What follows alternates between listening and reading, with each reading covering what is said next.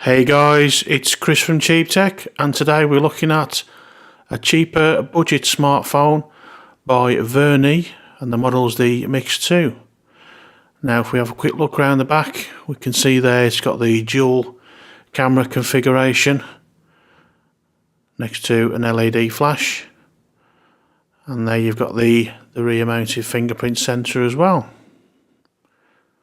And just looking at the model there, the Vernee Mix 2.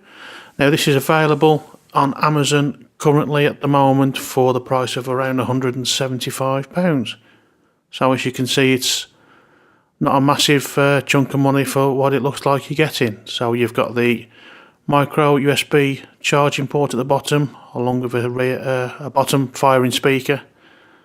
And up top there you can see right on the edge of the screen, you've got the earpiece, so you can listen to what's going on your phone calls. And then you've got your earphone socket at the top.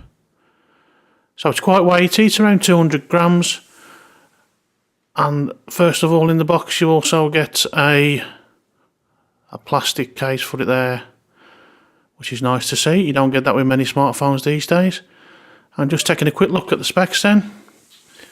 We've got a 6-inch 18:9 screen, so it's one of the new taller aspect ratios, classed as a full HD+, 4GB of RAM, 64GB of storage, dual 13 megapixel camera, 4200 amp battery, quick charge, 4G LTE, dual SIM, and it's Android 7.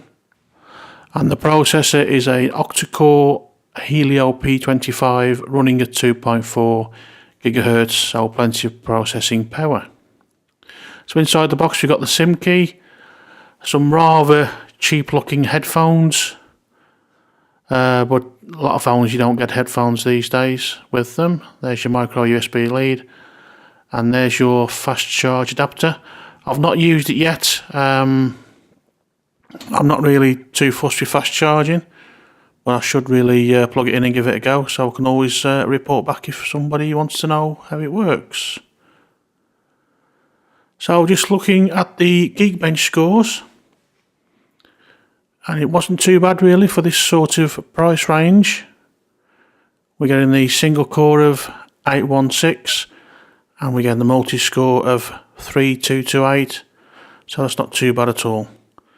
So then we'll delve into the camera.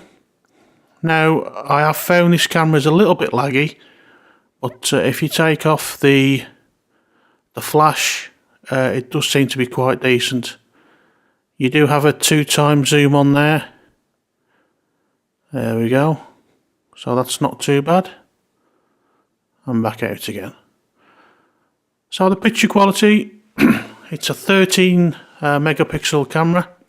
The secondary lens I think is mainly used just for the blur function, and it's a bit of a fake bokeh effect that you get on the high priced smartphones, and what it essentially does is just create a blurry ring outside the centre, and that's what you can adjust with the setting on the bottom.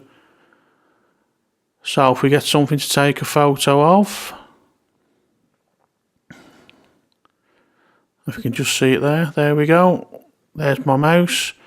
So at the moment there's no blur effect, and we'll add it, and if you look at the grill at the top of the picture, it goes a bit blurry, and as you move the phone around the mouse gets blurry as well, but the middle stays pretty much in focus. So it's a bit of a gimmick, but yeah, it's not a bokeh effect, it's just a blur effect. So if you go into normal camera, focusing's pretty good. And the image quality isn't too bad at all.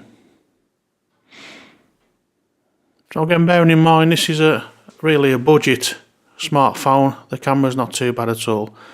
So if we just take another quick photo of the BB-8 there. There we go. And we'll just get a look at the picture now. And if we just zoom in, we can see there it's decent quality. So I think overall, not the best camera out there, but pretty decent for the price range. Just while we're here, I'm just going to notice the edge of the screen See it there, it's rounded like the sort of cool screens that you get on the more expensive phones now. If we go down to the bottom, it's rounded as well, so that's a nice little touch. So this phone does feel quite quality, quite premium. It's obviously not a premium smartphone, but there's some nice touches to it, which is well worth the money. So I've put the Google Pixel launcher on. The launcher that came with it is pretty standard, and didn't have much bloatware on. And you can tell there, I've just put it next to my iPhone X or iPhone 10, whatever they want to call it. The iPhone is slightly smaller screen size, but considering it's an AMOLED screen, the Vernee Mix 2 is an IPS screen, it does look quite good quality. So there you go, guys. Thanks for watching. I do appreciate people watching the videos. Please subscribe and like, and I'll see you in the next one. Bye for now.